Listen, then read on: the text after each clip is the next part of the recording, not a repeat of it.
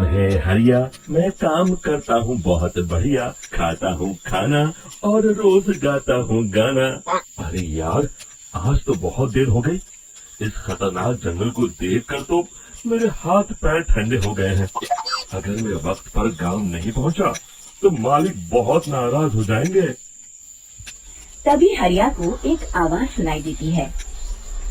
सुनिए हरि जी। अरे, ये आवाज किसने दी? तभी हरिया को सामने कुछ दूर एक औरत खड़ी दिखाई देती है। अरे भाई, ये औरत अकेली इतनी रात को इस जंगल में क्या कर रही है? चलकर पूछना पड़ेगा। फिर हरिया अपनी बैलगाड़ी उस औरत के सामने लाकर रोक देता है और उससे पूछता है। अरे सुनिए, आप इतनी रात को इस खतरनाक जंगल में अकेली क्या कर रही हैं? तभी वो औरत मीठी आवाज में कहती है। अरे हरु जी, आप आ गए। मैं कब से आपका इंतजार कर रही थी। वैसे तो यहाँ से काफी लोग गुजर चुके हैं, लेकिन मैं खास आपका इंतजार कर रही थी। अच्छा, तुम सच कह रही हो? मुझे तो यकीन नहीं हो रहा है। वो क्या है ना, आज तक किसी ने मुझसे इतने प्यार से बात नहीं की। हाँ हाँ हरु जी, मैं सच कह रही हूँ। अब देर मत करिए और जल्दी से मुझे मेरे घर तक छोड़ दीजिए। हाँ हाँ, कौन सी बड़ी बात है, अभी छोड़ देता हूँ। आप मेरे पीछे बैलगाड़ी में बैठ जाइए और मुझे रास्ता बताते चलिए। फिर वो औरत हरिया की बैलगाड़ी में बैठ जाती है और हरिया बैलगाड़ी हाँकता हुआ आगे चल पड़ता है। फिर उस औरत के बताए हुए रास्ते पर चलते चलते हरिया बैलगाड़ी लेकर एक काली गुफा के आगे आकर रुक जाता है। हरिया उस औरत से पूछता है। हाँ देवी जी, आपका घर कहाँ है? यहाँ तो एक गुफा के अलावा और कुछ नहीं है। तभी अचानक वो औरत हवा में उड़ने लगती है। देखते ही देखते उसका सुंदर रूप एक डरावनी चुड़ैल में बदल जाता है और वो जोर जोर से हंसती है। अरे तू तो एक नंबर का बेवकूफ निकला। तू तो बड़ी आसानी से मेरी बातों में आ गया। अरे मर गया रे, ये तो एक चुड़ैल है। हे भगवान बचा ले, ये तो बड़ी डरावनी दिखाई दे रही है। और फिर अगले ही पल हरिया की बैलगाड़ी में रखा सारा सामान हवा में उड़ता हुआ उस काली गुफा के अंदर चला जाता है और वो चुड़ैल भी उस गुफा के अंदर जाकर कहीं गायब हो जाती है। हरिया ये नजारा देख बुरी तरह घबरा और परेशान हो जाता है। अरे, ये चुड़ैल तो मेरा सारा सामान लेकर गुफा में गायब हो गई। अब क्या होगा? अगर मैं गांव खाली हाथ गया तो मालिक मेरी अच्छी खबर लेंगे। मेरी इस बात का कोई यकीन भी नहीं करेगा। फिर आखिर वही हुआ। हरिया के मालिक चंपक सेठ को हरिया की किसी भी बात पर रत्ती भर भी यकीन नहीं हुआ। चंपक सेठ को लगा हरिया झूठ बोल रहा है और उसने ही लालच में आकर सारा सामान हड़प कर लिया है। फिर हरिया को बेईमान समझकर चंपक सेठ उसे काम से निकाल देता है।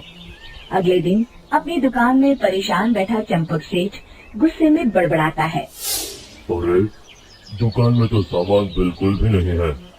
अब मुझे ही शहर जाकर सामान लाना होगा। फिर वो अपनी बैलगाड़ी लेकर शहर चला जाता है। शहर से सामान लेकर जब चंपक सेठ वापस गांव लौट रहा होता है, तभी उसे एक आवाज सुनाई देती है। चंपक जी, ओ चंपक जी। अरे, ये तो कोई मेरा नाम लेकर मुझे पुकार रहा है। फिर उस रास्ते में वही औरत खड़ी दिखाई देती है। फिर क्या था, हरिया की तरह चंपक सेठ भी उस औरत के पास अपनी बैलगाड़ी लेकर जाता है और वो भी उसकी चिकनी चुपड़ी बातों के मुंह जाल में फंस जाता है। फिर चुड़ैल उसे भी अपनी गुफा तक ले जाती है और उसका सारा सामान लेकर गुफा में गायब हो जाती है। बेचारा चंपक सेठ लाचार होकर खाली हाथ गांव लौट आता है। फिर ये उस जंगल में रोज की बात हो जाती है। जो कोई भी शहर से कुछ लेकर गांव की तरफ लौटता, वो चुड़ैल उसे बेवकूफ बनाकर उसका सारा सामान लेकर गुफा में गायब हो जाती। एक दिन हरिया एक लकड़हारे को उसे जंगल की तरफ जाते हुए देखता है। फिर हरिया उसे रोकते हुए कहता है। अरे भाई, क्यों अपनी मौत को दावत दे रहे हो? मेरी बात मानो, आगे जंगल में मत जाओ वहाँ एक बड़ी भयानक चुड़ैल रहती है। लकड़हारा हरिया की बातों को नजरअंदाज करते हुए कहता है। अरे भाई, मुझे पहले ही बहुत देर हो चुकी है, मुझे जाने दो भाई।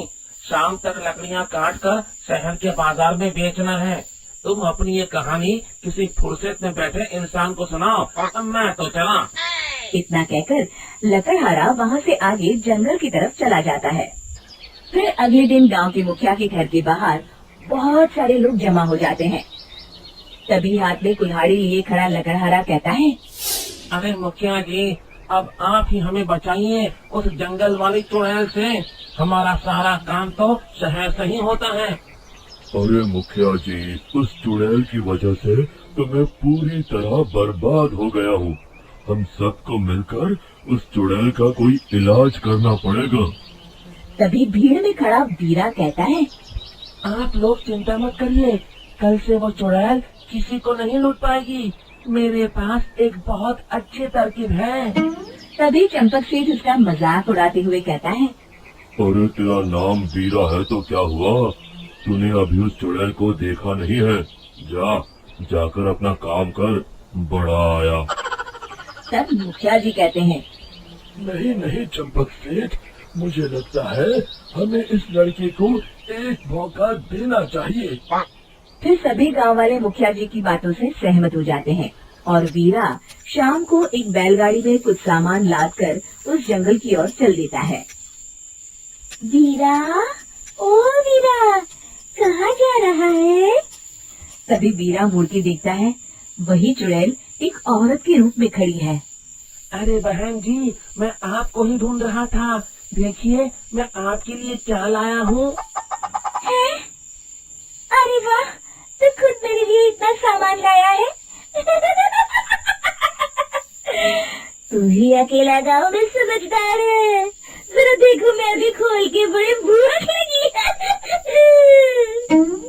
जैसे ही चुड़ैल उस सामान पर से कपड़ा हटाती है, एक भगवान शिव की तेज रोशनी उसके अंदर मूर्ति से निकलती है और चुड़ैल अपने असली रूप में आकर जलने लगती है। अरे मैं जल रही हूँ, बचाओ! बचाओ! ओम नमः शिवाय! अरे देखते ही देखते वो चुड़ैल राख के साथ उड़ जाती है और सभी गांव वाले भी वहां जाते हैं।